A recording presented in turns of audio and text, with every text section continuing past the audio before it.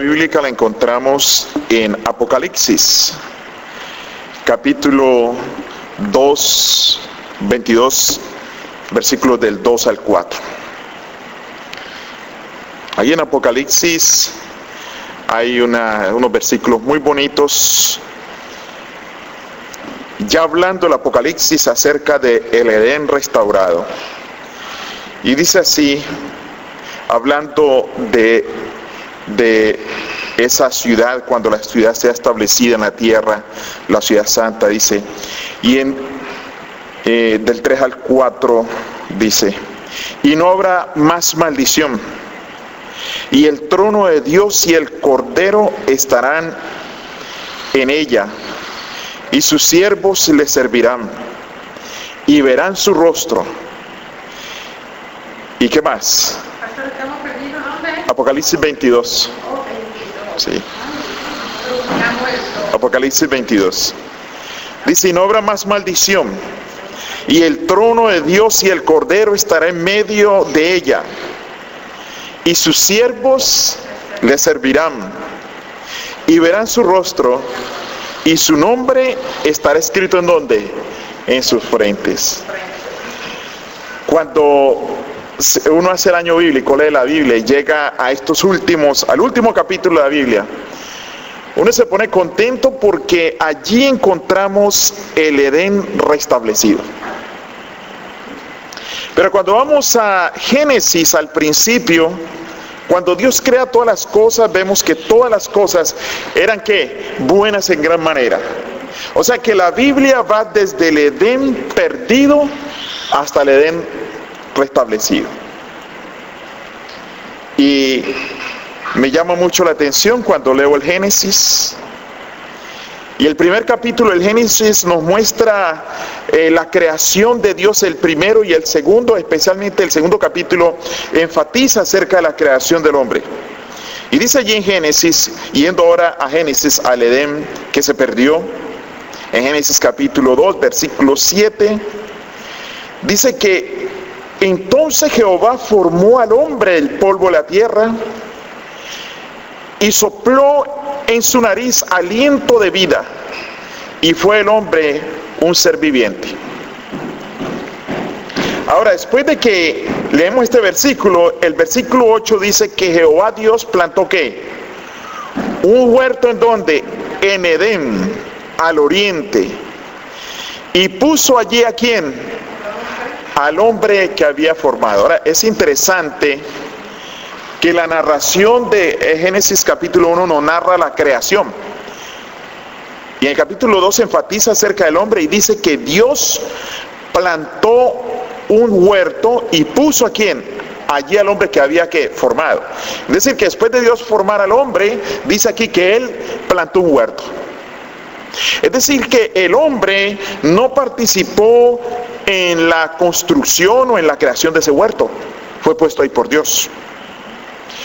Es decir, ¿y para qué lo colocó allí? Dice el versículo 15. Tomó pues Jehová Dios al hombre y lo puso en el huerto de Edén. ¿Y qué iba a hacer el hombre allí? Para que lo labrara y ¿qué? Y lo guardase. O sea que Dios construye un ambiente, podríamos decir, Dios construye un lugar para que el hombre habite. Lo que podríamos decir es que el hombre nunca construyó su lugar de vivienda, Dios se lo construyó. ¿Cuál era el propósito entonces de Dios construir al hombre? Que Dios que construyera un Edén y pusiera ahí el hombre. El propósito era que el hombre iba a convivir ¿con quién? Con Dios. Qué maravilloso, ¿verdad? El hombre y Dios vivían juntos. Pero notemos en el capítulo 3, versículo 8 lo que sucede. Dice, oyeron la voz de Jehová que se paseaba ¿en dónde? En el huerto. Es decir, que la Biblia nos muestra que era muy común de Dios pasear por el huerto y encontrarse con el hombre y hablar como cara a cara, como un familiar. Dice, al aire del día, es decir, que Dios estaba allí. Y el hombre y su mujer, ¿qué hicieron? Se escondieron de la presencia de Jehová Dios entre los árboles del huerto. Inocentes, ¿verdad? Ustedes no se han puesto a notar cuando un niño, por ejemplo, uno de nuestros niños se esconde. Y él se esconde y cree que es que nadie sabe dónde está. En su mundo él cree que sabe dónde está. Y entonces yo digo, ¿dónde está David? Y él sigue escondidito. Yo sé dónde está. A veces hasta se le ve la cabeza y él no esconde ni bien. ¿Dónde estará David? Voy a buscar a David. Cuando aparezco, él llega y le da risa como quien dice, me encontraron, no me habían hallado. En la inocencia de los niños. Y aquí nuestros primeros padres, a pesar de que habían pecado, todavía conservaban esa inocencia. ¿Ustedes creen que nosotros hoy, habiendo conocido de Dios, habiendo estudiado las Escrituras, conociendo las características de Dios, nos vamos a esconder detrás de unos árboles de Dios? Dios es omnipresente. Pero ellos se escondieron. Ellos se escondieron porque ellos no cumplieron con el propósito de Dios allí en ese Edén. Y nosotros, cuando continuamos leyendo lo que ocurre ahora, nosotros leemos en el capítulo 23 y el versículo 24, que fueron ¿qué? Arrojados. Fueron arrojados, dice, y los sacó Jehová del huerto del Edén para que labrase la tierra de donde fue ¿qué? Formado. Es decir, Dios lo formó afuera, ¿verdad? Lo puso en el Edén, pecó y lo volvió a sacar para que labrase ahora, no el huerto, sino afuera donde lo ha creado. Y es triste oír esta palabra, no sé cómo diga la versión de usted, dice, echó. Pues Jehová echó fuera al hombre y puso al oriente del huerto querubines y una espada encendida que se revolvía por todos lados para guardar el camino ¿a qué? Al árbol de la vida. Yo no sé cómo le llamarán en República Dominicana y en el Ecuador cuando a una persona la despiden del trabajo. ¿Usan esa misma palabra? Echar. Lo echaron. Lo desalojaron. Y aquí el hombre es arrojado. Y no pueden entrar ya al Edén. Cuando leemos la prueba inspirada encontramos lo triste que era para el hombre mirar de más allá. Se acercaban y miraban ese lugar que perdieron. Ya no estaban ante la presencia de Dios. Es decir, ya no iban a compartir como Dios, con cara a cara como lo hacían antes. Y hay allí querubines que impiden el paso ¿hacia dónde? Hacia el árbol de la vida. Ahora, a medida que el ser humano, el pecado fue creciendo y la maldad, los hombres iban quedando más separados de Dios. Qué triste. Por ejemplo, en el capítulo 4, versículo 14, nos dice ahora que no solo, primero venían hasta el huerto, pero ahora a Caín, por su pecado de homicidio, de asesinato, tuvo que hasta irse más lejos. Dice el 14, dijo Caín, aquí me echas hoy de la tierra, y de tu presencia me esconderé. Y seré que errante y extranjero en la tierra, y sucederá que cualquiera que me hallare, me matará.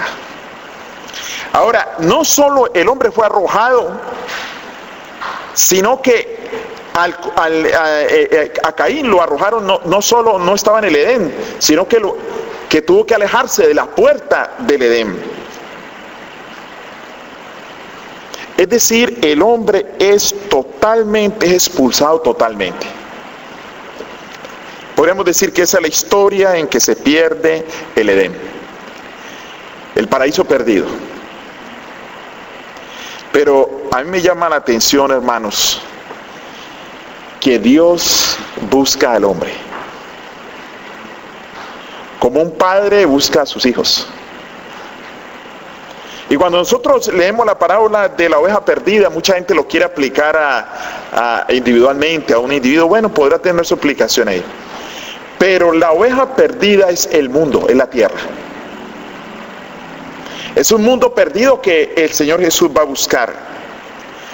Ahora, Dios empieza a buscar al hombre y la Biblia nos habla de personajes como Enoc, de personajes como Abraham, como Moisés. Esa relación rota entre Dios y el hombre, Dios busca al hombre para restablecerla. Y en Éxodo capítulo 25, versículo 8, el Señor le habla a Moisés, le da instrucciones, y dice allí: y harán un santuario para mí, y yo habitaré ¿en dónde? En medio de ellos. Ahora, miremos la diferencia que hay aquí. En el Edén, Dios hace un huerto y pone al hombre a que viva allí. O sea que el hombre va a vivir en algo que Dios creó. Pero ahora es diferente. Ahora los hombres van a hacer un santuario. Y el inquilino, podríamos llamarle así, ¿verdad? ¿Va a ser quién? Dios. Harán un santuario y moraré en medio de ellos. Ahora, nosotros tenemos que entender que toda relación tiene ciertas condiciones. Yo no sé si puede existir una relación incondicional, porque a cierta medida tiene que haber una condición. Cuando Dios puso al hombre en el huerto, puso una condición: que no comieran ¿de qué? Del árbol. Pero como el hombre comió, el inquilino no cumplió, tuvo que hacer el Señor, echarlo. Ahora es Dios que le pide al hombre: harán un santuario y yo moraré en medio de ellos. Ahora el hombre le construye una casa a Dios. Y cuando nosotros leemos en la palabra de Dios, leemos de que primero el arca de Dios estaba en una carpa, en una tienda de campaña, vamos a decir. Después Salomón construye ¿qué? El templo. Y cuando nosotros leemos ahí en Primera Reyes, aunque no lo vamos a leer todo, pero sí quiero que veamos el capítulo y parte de lo que dice Salomón cuando dedica esa casa en Primera de Reyes, capítulo 8, versículo 27. Dice allí, Salomón se hace la pregunta: ¿pero es verdad que Dios morará sobre la tierra? Es la pregunta. He aquí los cielos de los cielos no te pueden contener, cuanto menos esta casa que yo he edificado. ¿No es verdad? Los cielos de los cielos no pueden contener a Dios. Y dice Salomón: cuanto menos esta casa que yo he edificado. Es decir, que nosotros encontramos aquí, como decía al principio, encontramos primero a Dios haciendo un huerto, y dice que puso allí al hombre que había creado. La casa la hace Dios, el lugar de habitación, y pone al hombre allí. Se rompe el pacto, la relación, ¿y qué tiene que hacer el hombre? Salir. Ahora es el hombre el que construye por instrucciones de Dios un lugar para que Dios more allí, o algunos han dicho para que esté su nombre allí. Pero ustedes saben, como dice Salomón, los cielos de los cielos no pueden contener a Dios. Pero ¿era condicional la presencia de Dios allí o incondicional? Condicional. Vuelvo y repito, no encuentro casi yo relaciones incondicionales. De una u otra manera hay una condición, aunque sea mínima. Ahora, la condición para que el hombre estuviese en el lugar que Dios creó era que el hombre siguiera las instrucciones de Dios. Ahora es Dios el que viene a un sitio. Si se rompe la relación, ¿quién tiene que irse? ¿Dios o el hombre? En este nuevo arreglo que hay, Dios. En caso de romperse la relación, ¿quién se alejará? Podríamos decir, aunque simbólicamente será ¿quién? Dios. Y dice que cuando esa casa la dedicaron, Dios se manifestó a través de ¿qué? De una nube. Dice que los sacerdotes no podían ¿qué? Ministrar. Por esa manera en que Dios se manifestó allí. Pero la Biblia nos muestra cómo desafortunadamente los hijos de Israel, el pueblo de Dios, empezó por su pecado a alejar, y en manera simbólica, a través de visiones, el Señor se lo muestra a Ezequiel. Dice en Ezequiel capítulo 8, versículo 6. Empieza a ver cómo la gloria de Dios, o cómo simbólicamente Dios se aparta del pueblo. Dice allí: y me dijiste, hijo de hombre, ¿no es lo que hacen, no es lo que estos hacen? Las grandes abominaciones que la casa de Israel hace aquí para alejarme de mi santuario. Es una pregunta que le hace. Pero vuélvete aún y verás abominaciones mayores. Como dije antes, ahora, quien se aleja en caso de romperse la relación, en caso de no cumplirse el pacto, quien se aleja es Dios. Y dice el versículo 14: y me llevó a la entrada de la puerta de la casa de Jehová, que está al norte, y he aquí mujeres que estaban allí endechando ¿a quién? A Tamuz. A través de todos estos versículos el Señor muestra las abominaciones, lo que el pueblo está haciendo.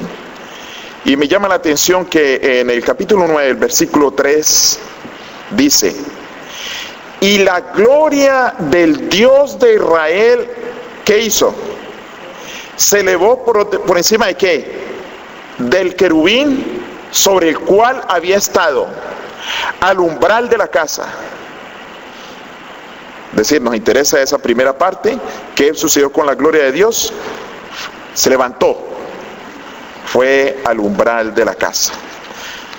Pero los pecados del pueblo de Israel continuaron. El capítulo 10, versículo 19 dice: y alzando los querubines sus alas, se levantaron de la tierra delante de mis ojos.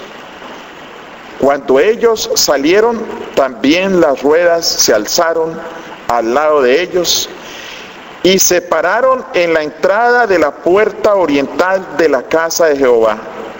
Y la gloria del Dios de Israel estaba por encima de ellos. O sea que el alejamiento simbólico de la presencia de Dios fue progresivo. Fue apartándose. En Ezequiel 10:23 muestra que ahora primero se levanta al umbral, luego se levanta a la puerta oriental de la ciudad, y ahora el versículo en Ezequiel 11:23 dice: y la gloria de Jehová se elevó de en medio de la ciudad y se puso sobre el monte que está al oriente de la ciudad. Es decir, que estas visiones muestran cómo poco a poco la gloria de Dios, la presencia de Dios, se fue apartando de esa casa en la que el Señor vino a habitar. Vuelvo y repito, cuando nosotros leemos la dedicación del templo, el mismo Salomón dice: los cielos y los cielos no pueden contenerte. Pero nosotros estamos viendo aquí que sucede lo contrario a lo que sucedió en el Edén. En el Edén Dios arroja al hombre, lo echa del lugar que Él le hizo para que habitara por el pecado. Ahora Dios le dice en eso: harán un santuario y moraré en medio de ellos. Dios mora en ese santuario, luego le construyen un templo, pero ahora muestra cómo la gloria de Dios paulatinamente se fue alejando. Pero ese alejamiento simbólico, o ese alejamiento que ocurre, y finalmente nosotros sabemos el pueblo es llevado en cautiverio, el templo es destruido. Pues yo le doy gracias a Dios que Dios siempre está buscando al hombre. Y muchas veces yo he oído personas en su testimonio, bueno, tienen la mejor manera cuando dicen: yo busqué a Dios. Jesús dice: nadie viene a mí si mi Padre no lo trajese. Es primero el Espíritu Santo que toca, que llama y el individuo responde. Dios siempre buscando al hombre. Desde ese Edén perdido hasta, como dijimos en la lectura bíblica en Apocalipsis, hasta el Edén restablecido. Dios siempre buscando al hombre. Dice en Ageo capítulo 2, versículo 7, vienen las promesas del restablecimiento. Dice en Ageo 2, 7, dice: y haré temblar todas las naciones, y vendrá el deseado de todas las gentes, o deseado de todas las naciones, y llenaré de gloria esta casa, ha dicho Jehová de los ejércitos. Y en el versículo 9 dice: la gloria postrera de esta casa será mayor que la primera, ha dicho Jehová de los ejércitos, y daré paz en este lugar, dice Jehová de los ejércitos. Es decir que vemos dos veces. Primero, cuando el hombre peca, que Dios lo tiene que echar de su presencia. No solo sacarlo del Edén, y venían hasta la puerta del Edén a mirar, pero a Caín hasta de allí tuvo que arrojar, como dice en Génesis 4:14. Y ahora los seres humanos hacen un santuario. Dios está ahí presente y se manifiesta, pero debido al pecado el Señor se aleja. Pero hay una promesa, que la gloria postrera sería mayor, porque vendría ¿quién? El deseo de ¿quién? De todas las naciones. Hermanos, para que haya un templo, el concepto verdadero de templo tiene que incluir dos elementos: lo divino y lo humano. Un templo con Dios solo no tiene sentido. O un templo donde estén solo los humanos no tiene sentido. Se necesita que esté lo divino y lo humano. Y yo le doy gracias a Dios, porque en Cristo se encuentra lo divino y lo humano. En Cristo está lo divino y lo humano entrelazado. Y yo les quiero decir que nosotros, quizás sea un misterio, pero aunque es algo difícil de entender, nosotros debemos de tratar siempre de entender el misterio de la encarnación. Dios se mezcla con la raza humana en Cristo Jesús para salvarnos. A mí me llama mucho la atención cuando Simeón está en el templo y está contento porque en un niño, en la encarnación, él ve la gloria de Dios allí. Gloria para el pueblo de Israel. Ahora, Cristo es la máxima expresión de la unidad entre lo divino y lo humano. Es la máxima expresión. Por eso dice la Biblia que Jesús tomó las veces de que Jesús es ¿qué? Es el templo. Por eso él dijo: destruí este templo, y no se refería a ese templo construido allí, sino él, porque Jesús es el templo, es la máxima expresión. Pero es triste saber que a los suyos vino, ¿y qué sucedió? Y los suyos no lo recibieron. Yo quiero mostrarles un tercer abandono. Primero, la primera separación: Dios arroja al ser humano del Edén. Luego viene la más triste, cuando la gloria de Dios abandona ese templo construido por Salomón. Pero en Mateo capítulo 23, versículo 37, Jesús clama, se lamenta, dice allí: Jerusalén, Jerusalén, que matas a los profetas y apedreas a los que te son enviados. ¿Cuántas veces quise juntar a tus hijos como la gallina junta sus polluelos debajo de sus alas, y no quisiste? Ahora viene una parte triste. He aquí, vuestra casa os es dejada ¿qué? Desierta. Yo estaba leyendo que Jesús no volvió al templo. Jesús no volvió al templo. Vuestra casa es dejada desierta. Qué triste, ¿verdad? Que Cristo vaya del templo. Según he leído en la pluma inspirada, cuando Jesús dijo eso, él ya no volvió. Tu casa es dejada ¿qué? Desierta. Porque la casa de Dios sin Dios no tiene sentido. tu casa es dejada desierta. A mí me da tristeza, y nosotros ya sabemos, conocemos la historia, pero nosotros tenemos que amar a Cristo, invitarlo a nuestra vida, todos los días, porque fue muy triste para estos hombres que no reconocieron a Jesús. Jesús no fue reconocido, las expectativas de ellos eran diferentes. Los judíos en su orgullo nacional querían alguien que satisfaciera sus expectativas temporales, la cual era librarse del poder del yugo romano. Ellos querían una liberación, algo temporal. No esperaban que Jesús les iba a decir que el reino de él no era este mundo. Me llama la atención cuando a Jesús lo van a crucificar. Cuando Pilato les presenta a Jesús en Juan capítulo 19, versículo 14. Dice, era víspera de la Pascua, como la hora sexta. Entonces dijo a los judíos, he aquí vuestro rey. Aquí está vuestro rey. El Señor se los presentó. Pero ellos gritaron, fuera, fuera, crucifícale. Pilato les dijo, ¿a vuestro rey es de crucificar? Respondieron los príncipes y sacerdotes, no tenemos más rey que ¿quién? Que César. Ese no es nuestro rey. Nuestro rey es el César. Aquí hubo un rechazo.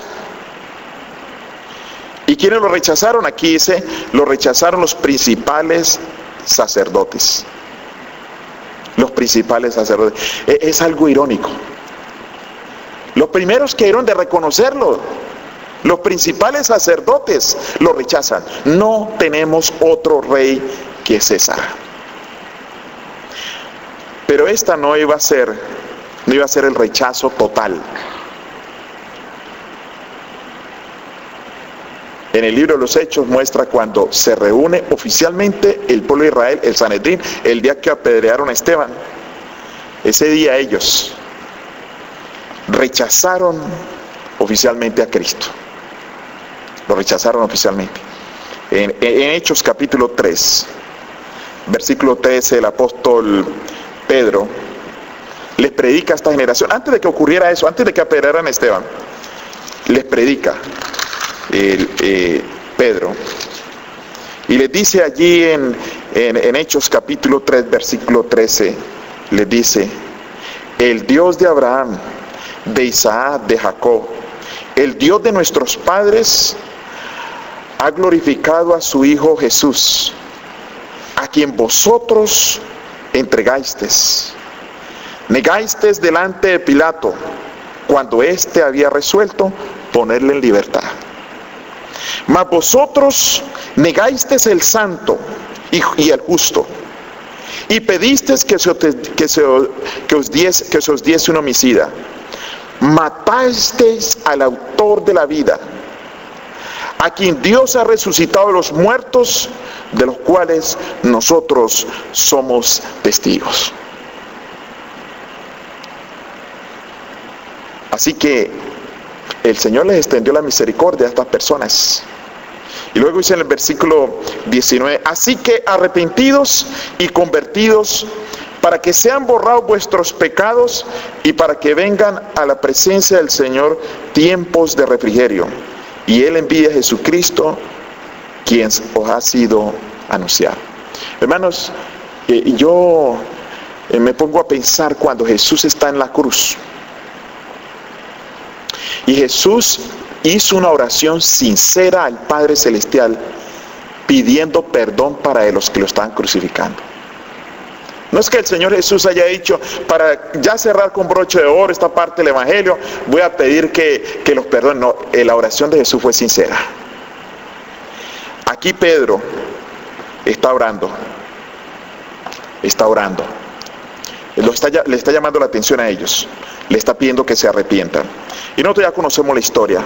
Este pueblo finalmente después se reunió y rechazó en reunión cuando trajeron a Esteban al concilio. Esteban volvió a hablarles. Ese pueblo oficialmente rechazó a Cristo.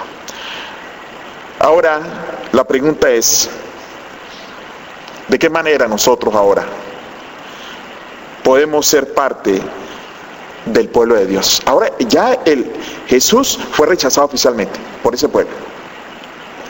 ¿De qué manera? El Evangelio nos lo dice claramente. Versículos bien sencillos. En Juan capítulo 1, versículo 12, nos dice la palabra de Dios. Claramente dice allí, a todos los que le recibieron, y yo diría a los que le reciben hoy, a los que creen en su nombre les dio potestad ¿de qué? De ser hechos hijos de Dios.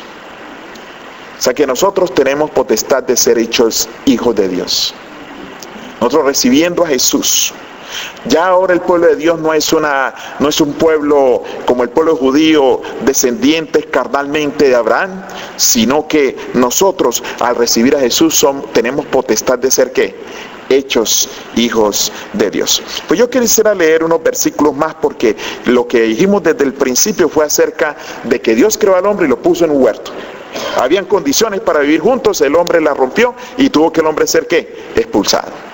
Ahora el hombre es expulsado, Dios empieza a buscar al hombre, el hombre es el que crea ahora un santuario para que Dios more allí, pero el hombre ¿qué hace?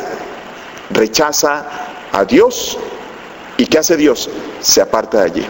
Viene ese templo prometido, la gloria más grande del templo es Cristo Jesús, pero Jesús es rechazado, y al pueblo que llegó, ese pueblo lo rechaza, a ese pueblo donde Jesús llegó, donde Jesús encarnó. Ahora, ¿cómo se revela Dios hoy a nosotros? ¿Cómo puede Dios morar en nosotros hoy? Vivía con el hombre en el Edén, la relación fue rota. Se manifestaba en el santuario, la relación fue rota. Vino a través de la persona de Jesús y fue rechazado. La pregunta es, ¿cómo podemos nosotros hoy morar con Dios y tener con Dios una relación estrecha tal como Dios quiere?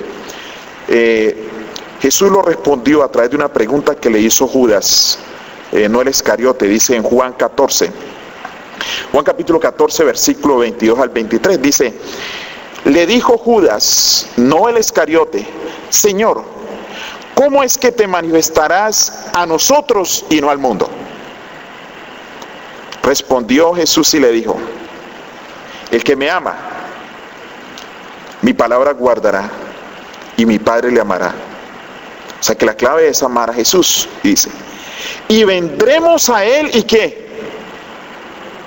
Y haremos morada en Él. Claramente lo dice Jesús. El que me ama, mi palabra guardará y mi Padre le amará. Y vendremos a Él y haremos morada en Él.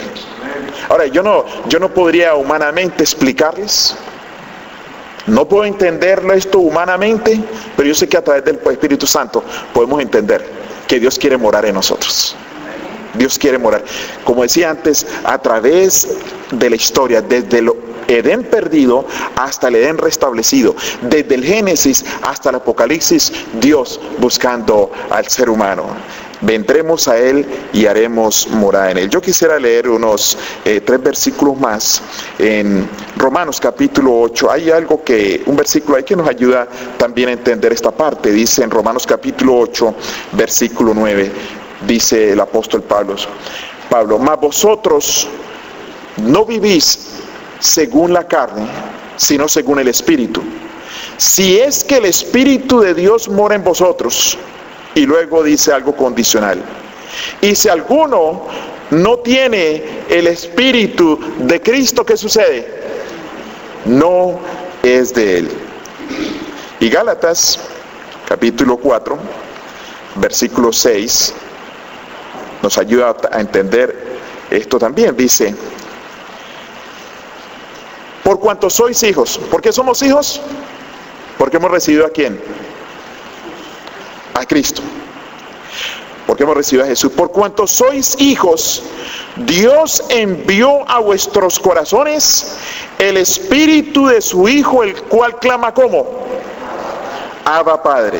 Es decir, nos está diciendo, es como si nosotros dijéramos papacito a Dios, el cual ama Padre, el cual dice, clama Abba Padre.